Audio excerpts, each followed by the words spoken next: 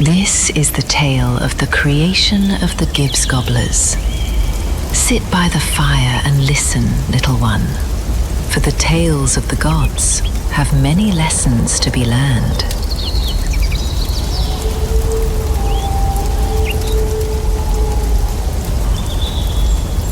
There was a time in the early ages, long before the Age of Grievance, when the southern elves were fair and prosperous, and their cities were counted among the wonders of the world. Among them stood House Ilyarus, noble, wealthy, but forever bound to those of greater blood. One day, its favor began to fall, and its debt to others rose. So its patriarch, in his desperation, sought Giorth, the Gilded Mouth, and asked of him, "Give me the ability to move my house's rank beyond the boundaries of our blood." And Guth answered.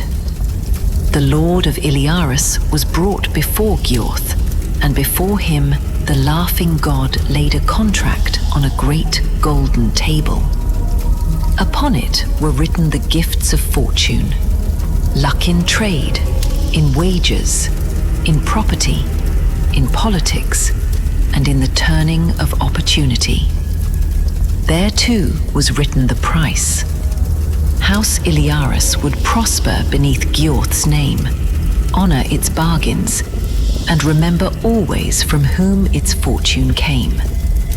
Should any part of the contract be dishonored, Giorth shall remove his spiritual protection from one's use of the contracts, letting their flesh reflect their true spirit.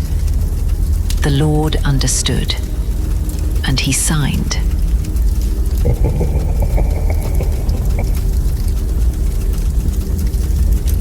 After a few weeks, the Lord's fortune turned. Deals favored the Ilaris name. Rivals' factions stumbled. Land was bought before its worth was realized. Ships arrived when stocks were bare. Within generations, the lesser house had climbed to among the greatest of the south.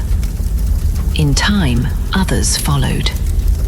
They too bargained with Giorth, and each contract signed asking for more, reading Giorth's terms less. Soon, the richest elves bore strange marks upon them, scars upon body and soul from contracts broken in greed for even more money and power. The southern elves called these scars blessings. They believed those changed most deeply stood closest to Giorth.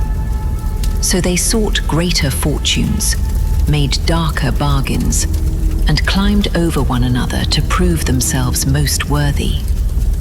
For a while, they still built, planted, crafted, and traded, until they discovered it was easier to own the craftsman than learn his craft, easier to own the field than work it, easier to lend for a ship than build one. Their wealth grew, their hunger grew with it. After centuries, even the old Ilyarus contract became an inconvenience for its great household. Why give time to Giorth when time might earn coin? Why make offerings when offerings might be invested? Why honor the gods when fortune seemed to belong to them alone? They neglected the covenant their ancestor had knowingly signed. But the bargains had already taken their price. Their souls had been shaped by generations of wanting, until their bodies began to resemble the hunger within them. Tusks emerged randomly from their bones. Some became elegant and tall, with shearing eyes in black cavities, supporting fangs and slicked tongues without lips. Fat Gibsgobblers had growths leaching out of their pustules, some so rotten that you could smell the odor of their skin curls before you saw them. And so, the southern elves who followed Ilyarus became the creatures we call Gibsgobblers. Remember this, little one. Giorth did not make them greedy. He merely gave their greed somewhere to go.